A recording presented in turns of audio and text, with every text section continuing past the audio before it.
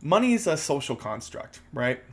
Like we came up with it. It's a way to figure out how much goods we should give to somebody else for something. Like I mean, it's we've went from a barter culture to the gold standard and to what we have today, right? So there are a lot of things in the recent development of our economy that have really made this point of money as a social construct, that money is a construct that we made, that money isn't really necessarily real, more prevalent in society, right? I found this article on Vox that I want to share with you guys. Money has never felt more fake. The market feels like a bubble, doesn't matter. So before I get into this, there's other things that brought this on to like meme stocks, such as the thing that happened with Gamestop. I don't know if you guys heard about that or not, but people were basically artificially inflating the stock of GameStop, and a lot of people that did that made some money off of it. I don't know the ins and outs of that, but the market's supposed to reflect reality, right? The market's supposed to reflect reality, but when you have a connected world like we do, and people can gather together and inflate a stock like that when the company itself isn't doing well, I mean, it really does show that there's a dichotomy between reality and the financial world. So that's just one of the things. Not to mention, I do want to go over modern monetary theory with you guys a little bit too. So first of all, let's get into this. Oh look, it's the Monopoly Man. Calvin Becerra went viral earlier this year for a less than ideal reason. He got bamboozled out of what he claims is some 2 million in cryptocurrency and NFTs and complained on Twitter about the incident.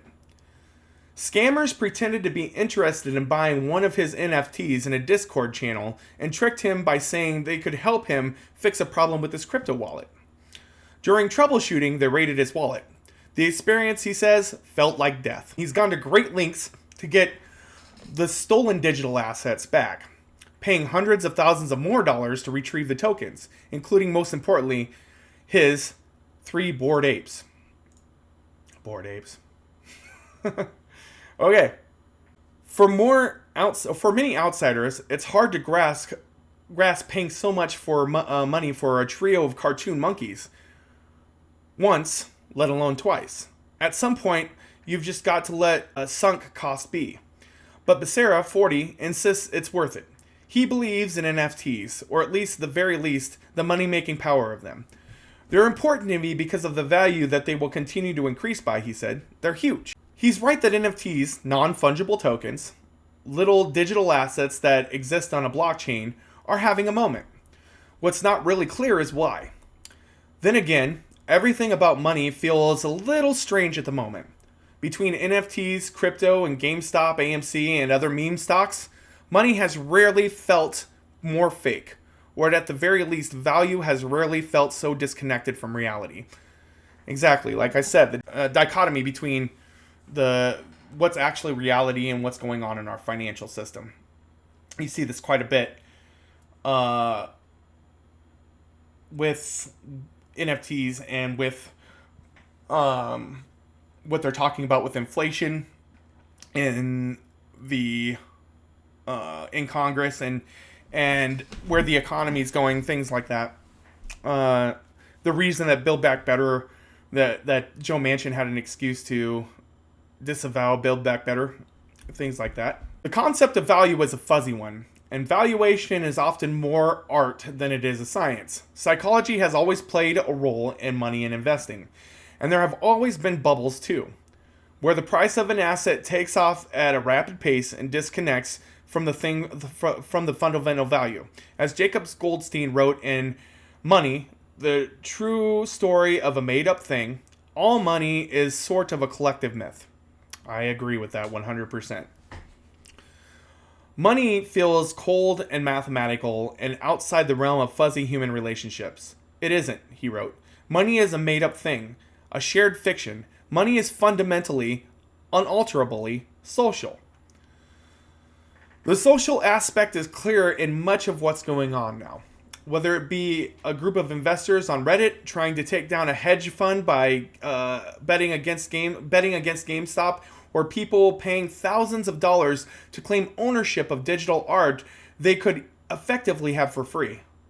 But why certain groups of people have trained their focus on certain items is hard to parse. But Sarah insists there's a utility to the apes. There's merchandise, events, and he's having them as the new world flex, like a watch or a nice car. Everything's hype. A social media world, right? Lately, the hype aspect of money has felt more true and important than ever. So, historically, the economy was theoretically based on labor and value creation at the individual level. This gets into Marxian theory a little bit as far as that's concerned. Labor versus who owns the production of labor, things like that. On the structure level, voting shares in companies based on their financial fundamentals and future value, said tech industry veteran Anil Dash, CEO of the programming company Glitch. But that idea died a long time ago. A machine is what it does, and the purpose of the system is the output of the system. And the purpose of our financial systems is to create even more detached financialization that can just generate what the industry calls wealth and what the rest of the world just doesn't see. In other words, the confusing status of value today is a feature, not a bug. So the economy is failing. The idea of capitalism in its modern form is completely disintegrating in front of us. And because that is happening, people are scrambling for ways to keep that economy relevant, keep that form of monetary value relevant, keep everything going, because they believe that if that ends, the world ends. That's one of the biggest fears of the right. You can see this clearly in the markets of 2021. One of the first big stories of the year was the Gamestop Saga, and it was a fun one. An army of day traders on the Reddit forum, Wall Street Bets, drove up the price of the game retailer stock in a matter of days, forcing halts in trading and costing some hedge funds that had been betting against the stock quite a bit of money. They rallied behind a guy who goes by Roaring Kitty. In one YouTube video about GameStop, he pretended to smoke a cigar while wearing a cap mask. There have been all sorts of efforts to ascribe some bigger takeaway to the GameStop story. Perhaps it was a populist uprising or a sign that there was something very broken in the market. But generally, most of the efforts to pull a concrete meaning of the out of GameStop fall flat. It was a relatively ephemeral incident where, as is often the case in investing, there were some winners and some losers. GameStop's stock price has remained relatively high compared to where it was before January 2021, because enough investors have stuck around to keep it there. GameStop has come to epitomize an era of meme investing, where ordinary investors are piling into stocks and cryptocurrencies and digital assets, not necessarily because they believe in the underlying value of the thing they're buying, though some do, but instead because it just seems like a good thing to do. Dogecoin or NFTs or stock in theater chain AMC get popular online or in their social circles, and they turn around and think, why not? First, a huge swath of the retail world, the mentality has emerged of what is trading versus what is investing versus what is essentially just gambling, said Tyler Gellish, executive director of Healthy Markets, a nonprofit. So there is definitely a lifting up of things that don't really actually have any value, or that may be losing value, so they get propped up artificially just to screw somebody else, And don't get me wrong, screwing a hedge fund is awesome. Like, that's a really cool thing that a lot of people did, but there were some losers in that were affected through that, that may have not been involved in the hedge fund. The scenario has generated quite a bit of finger wagging from very serious people who say, What's going on is beyond the pale. That investing is supposed to be about underlying value and the real tangible source of a thing. NFTs and Shiba Inu coin, they say, are clearly fake. At the same time, so is much of what's going on in finance and the economy already, including the spaces the very serious people occupy. During the 2008 financial crisis, for example, exotic financial instruments created out of subprime mortgages among Wall Street and banks helped take the economy down. They also revealed regulators to be asleep at the wheel. Oh gosh, I wish I could remember what they called those. But there were algorithms that they were using to do these things. Very recent history makes it hard to take the very serious people in finance and government seriously as responsible stewards of the global economy. The financial industry has gone to great lengths to create new financial products with the potential to do more harm than good in the name of making more money. To have a boomer burn down the planet and then to have them wag a finger that crypto's bad for the environment, please, that's absurd, Dash said. Money feeling strange in 2021 is based on a decade of money slowly feeling strange for lots and lots of people throughout the world, said Lena Swartz, an assistant professor of media studies at the University of Virginia who focuses on money. We're at a stage where the government and financial institutions are revealed to be less dependable than we ever imagined they would be. So why not? YOLO. A made-up quote from 2021 Onion article gets the attitude. NFTs might be bizarre, speculative bullshit, but what isn't?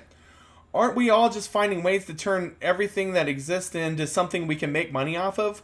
I might be throwing away thousands of dollars on NFTs, but you're throwing away thousands of dollars on TSA pre-check or lottery tickets, or donating to political campaigns, or raising children.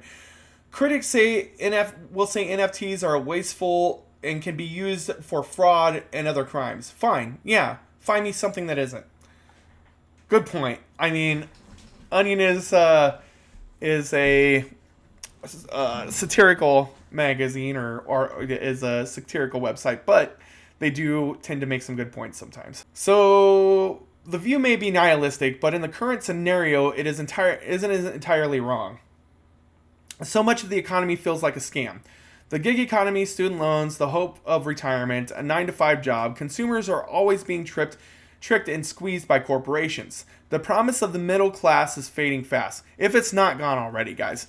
I mean, there's a good chance that it's, pretty much gone. That there's not really a middle class in this country anymore, as much as there is a divide between the higher class and the lower class, the working class and the owner class. So for a lot of people, it just feels like you might as well lean into whatever financial chaos is available to try to hit it big. That's true. I mean, a lot of people do this. It's like, it's the same as going to a casino and hitting the slots. That's what NFTs and cryptocurrency and things like that are. If housing prices are so high, you're never going to be able to own a home. Why not try your hand at real estate and whatever the metaverse is? Why not try to buy property that doesn't really exist in a place that doesn't really exist, but is infinite all at the same time? It's very strange. Crypto feels like a scam. So does a lot of the economy. It's easy to be dismissive of the current state of casino capitalism, where random people are just tossing random money in at random anything. It's also relatively easy to recognize that the landscape is likely to be one where there are few winners. And the winners are probably going to be people who are already winning financially. Yeah, you gotta have money to make money kind of a situation, is what that's stating there. The people who have the capital are always going to be one step ahead of everybody else. For every one person that makes money, you have 100 people that have lost money. It's basically just a giant wealth redistribution scheme, said Stephen Deal, a software engineer in London who recently laid out a scathing and widely read critique of crypto asset bubble, which it seems so fake as nobody can't quite figure out. Why it seems so fake is nobody can quite figure out what these things are, and they're being presented to different people with different stories. Dash is one of the originators of the NFT concept, but he worries about the clearly fraudulent nature of some dealings in the market. They had to coin the phrase rug pull to describe the fraud that happens in NFT communities because that type of thing is so common. What does that tell you? Value is ultimately a story. It's made up. One we tell ourselves and to others. In the United States, we've convinced ourselves of the story of the dollar, which is backed by the full force of the US government, but it's ultimately just a piece of paper. Cryptocurrencies and NFTs and AMC all come with their own stories, which admittedly can be on the kooky side. There's more to current money landscape than Dogecoin and meme stocks. That makes the whole thing seem a little fake. The stock market soared during the much of 2020 and 2021, even during the depths of the pandemic, making it hard not to wonder what the whole thing is for. I thought that a lot during the pandemic. I did think quite a bit that there was some issues with the way things were going there, as far as why the market was doing so well when other people were basically struggling to stay afloat. And there's a reason for that, because they don't reflect it. Like, Main Street doesn't reflect Wall Street. The federal government was able to deliver a lot of money through monetary and fiscal relief to keep the markets and regular people afloat. It's a lesson that when the government needs to find money, it can. But whether or not the influx makes money feel like fake depends on your perspective. Isn't this the year that money has felt the most real?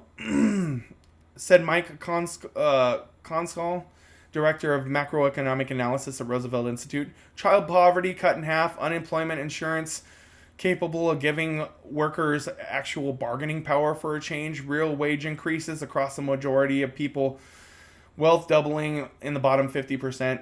It's a strange place we're in, which might explain why these tangible improvements don't seem to dislodge national feelings of alienation. The state of the world and the economy can feel really hopeless.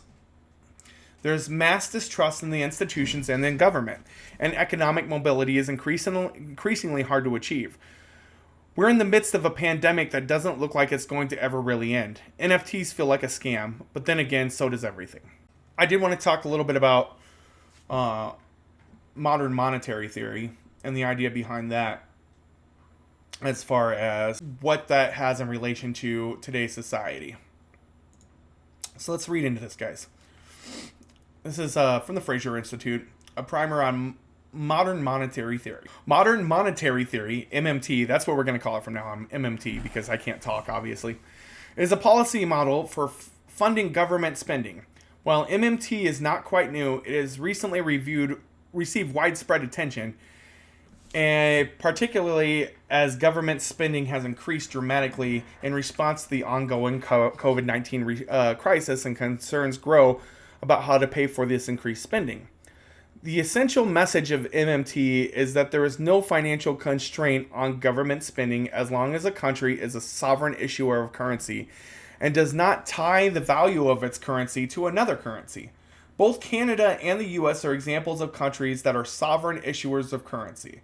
In principle, being a sovereign issuer of currency endows the government with the ability to borrow money from the country's central bank.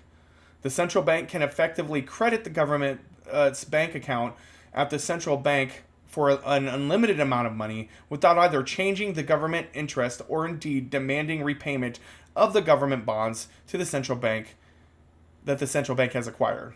In 2020, the central banks in both Canada and the US bought a disproportionately large share of government bonds compared to the previous years, which has led some observers to argue that the governments of Canada and the United States are practicing MMT.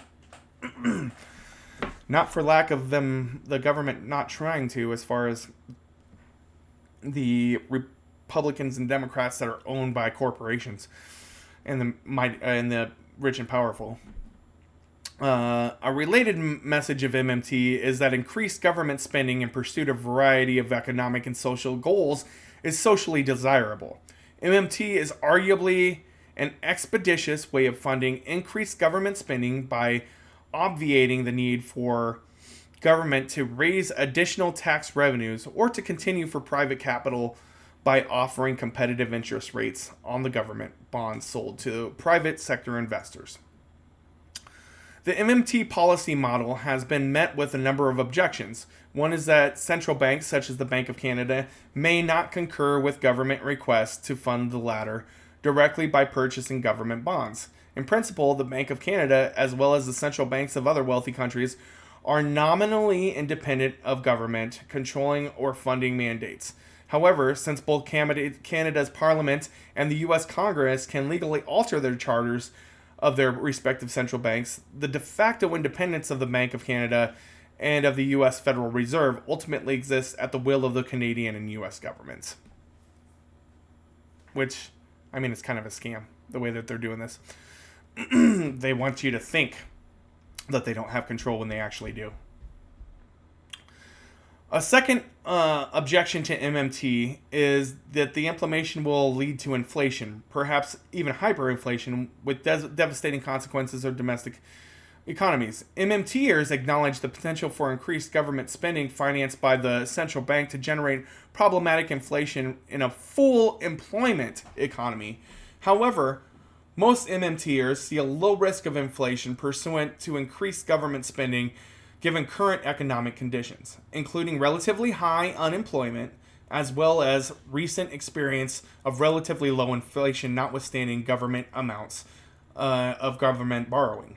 MMTers also note that government can reduce its spending or increase taxes in the event of inflation is becoming a problem, which they should do on the rich, for sure. So, whether government has the political will and technical ability to raise taxes and or cut spending is in response to rising risks of faster inflation is an open question. Hence, while the risk of MMT igniting a sustained and relatively fast rate of general price increases is uncertain, there has been relatively recent historical evidence in Latin America and Greece where the implementation of MMT did indeed result in runaway inflation and a significant decline in the standards of living in those relevant countries.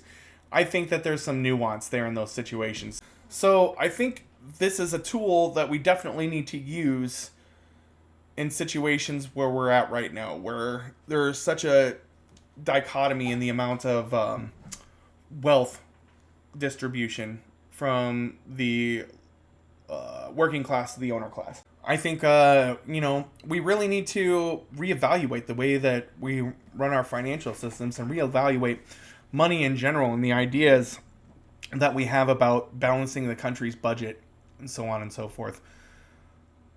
We need it. We need a way to pull ourselves out of the absolute destruction to the economy that late stage capitalism is causing. So, yeah, if you're interested more, I can always answer questions. I can always help anybody out find information on this. I love to debate about this kind of stuff, so if you guys know anybody who's looking to debate it, let me know. I'll be happy to do so.